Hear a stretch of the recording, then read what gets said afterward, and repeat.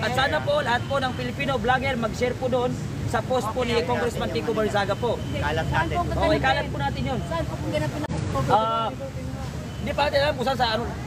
Basta October 3. Basta, Basta October i-share yung ano niya. I-share nyo natin. I-share lang natin yung post ni Congressman.